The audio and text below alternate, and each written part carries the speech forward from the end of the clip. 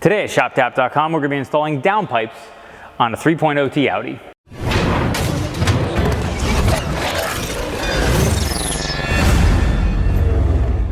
Okay, so we're going to be showing you how to do a DIY on downpipes on an S4.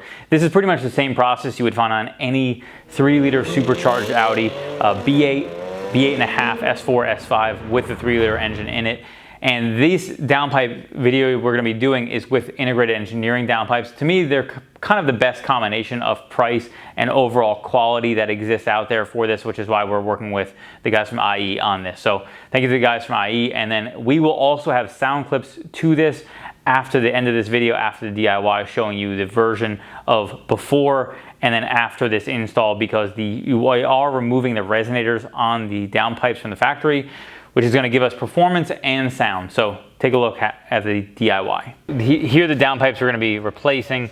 They run from here back and then have the exhaust clamps that hold them on. Now the front side here are going to be 3 studs on the downpipes themselves, and then they actually just have nuts on the opposite side that you spin off. So we're going to remove them from this side. There are 12mm nuts that you get on. Now what I did is, before we went ahead with anything, I removed our lower shield here, and then I sprayed with penetrating oil all of our nuts. You want to make sure you do that, especially if you're somewhere where there might be a lot of salt and rust and that type of stuff.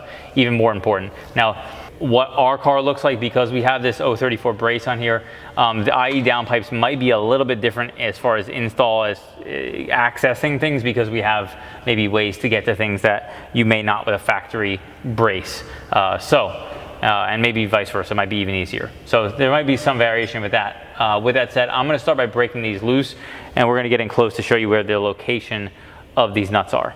Okay, so the 3 we're getting access to are here, here, and then over here. Again, I sprayed them all with penetrating oil. This is the passenger side of the car, and the nuts you have to get from the back side. So you're going to either need a stubby wrench or a ratchet with a swivel head so you can actually flip it around, or some type of contraption of extensions and swivels and that type of stuff. So this is not going to be probably super easy to get to if you don't have the right tools. If we have the right tools, it probably shouldn't be that hard.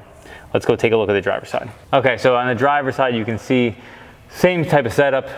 The nuts are on the opposite side. There is a little more space to work in here, so this side probably is going to be the easier side. So we're going to crack these loose. I'm doing my best to not block the camera. You would probably go in from where this hand is right here to try to break this loose. So that one's cracked loose.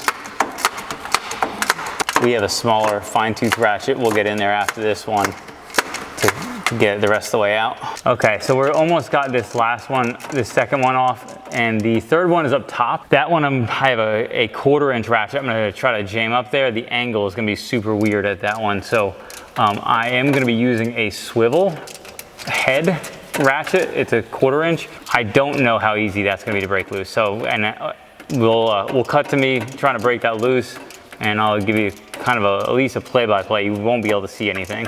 So I'm on this, but because I don't have a lot of space to work with and I have a very small ratchet, this isn't really easy to break loose. I need more time in the gym, I guess. All right, now that this is broken loose, we got it, and we're gonna thread this guy off. All right, so this is loose now. The nuts up top are gone, and we haven't taken the rear section off because we're gonna take that off after we get the front sections loose. Okay, so one trick I used, you could take this subframe brace off. You probably have a little more clearance on the factory one because this is open here, but we don't. So you can remove this, which is one option, or what I actually did is I have a 1/4-inch ratchet in there, and I took a 3/8 extension out of a socket, and I put it on the bottom of the ratchet, and then I pried against here to crack it loose, which made this pretty easy to get this broken loose. I believe I've cracked this loose, but I'm using a wobble extension, which is kind of like a slight swivel, and that seems to be turning out. So I'll show you what that looks like once we get it down and out. Okay, so I got that top nut loose. Here are the 2 ratchets I used. They both are wobble extensions, so if you see a wobble allows some flexibility here. That's what I use. This one is a 3/8 I use to break it loose. This is what I actually threaded off with because you get finer teeth with 1/4-inch stuff. It's not easy. What I would say is if you're not If you don't have a wobble extension, which I assume most people will not, then I would say maybe a small extension with a swivel in the middle might be what you need to break this thing loose. I would suggest, I broke that loose last, I would say break the top one loose first. That way you're not messing with it while the rest of it is already loose. But both of our downpipes are now loose, so we can take our clamps off at the back. Okay, so we are on our driver's side. I'm gonna do one at a time. I'm not gonna loosen them separately, so here we go. That clamp is frozen on there pretty good, but what I'm gonna do is take this small pry bar and a hammer. I'm gonna hammer it forward. Because we're not reusing it, it's not as important there as far as getting it off, because we're not worried about it freezing on there. It shouldn't take too much. This back is gonna drop and this thing will fall down on you, so be careful. There we go. All right, we separated it and we're off. All right, we do the same thing. Now this one's loose. We're gonna slide this one forward just like we did that one and hammer this onto the downpipe to get that thing loose. Okay, so here we have our downpipes. This is the tail shaft hardware. This is the adapter that goes to the factory exhaust. So IE has a pretty good setup here. This gasket goes on the front side. That's not related. You have this clamp. So you have two different clamps, band clamps that come on these. One of them is larger than the other one, it appears, and you put the larger one on the back end here. All right, so you got the larger clamp on, and then you can slide that on so that you have that, and then this will go on the tail shaft side, and we'll slide that on. What I will do is I'm gonna get this on one side, and I'm gonna put one nut on the front side, one bolt, one nut, and the gasket in on the front side. So we are going to put this gasket on. Now there is a notch here, there is a cutout here, so it doesn't appear as though there's significance there, but I am gonna put this on there just in case. They do appear to be the same no matter which way you put it. I did try putting it a few different ways and all the holes line up no matter what. And we can put our downpipe on now. Okay, so what I'm gonna do is get this up here first, lined up, and then I'll get the back side kicked on. The main thing I'm looking to do is make sure that the gasket doesn't fall off on me. And I'm gonna get one of these nuts threaded on. So what I did is actually slid this adapter back onto here because you can get it further back and you can get a swing the downpipe up to meet it. And then you can get that on there, get them seated where they belong, and then we can run those home whenever we're ready. Now what I should have done is had the clamps on the opposite side facing downwards. If I was smart, that's what I would have done. So movie magic.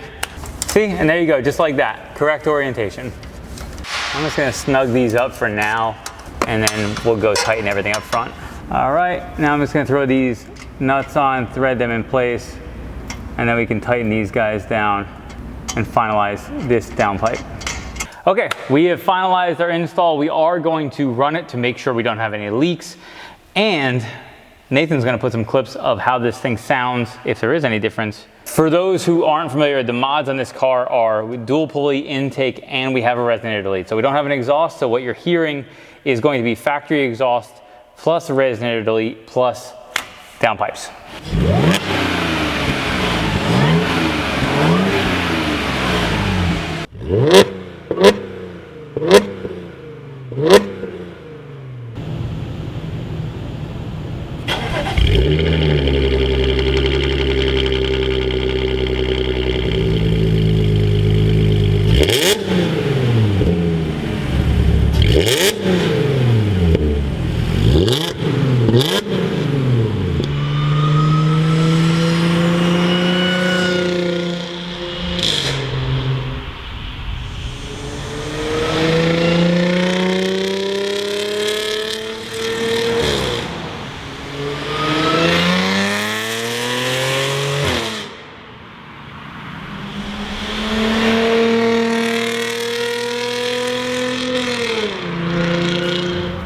Thanks so much for watching. If you like this video, be sure to give it a thumbs up and subscribe for more like it. Also, if you don't know, check out, we have a ton of other S4 videos that you might like as well.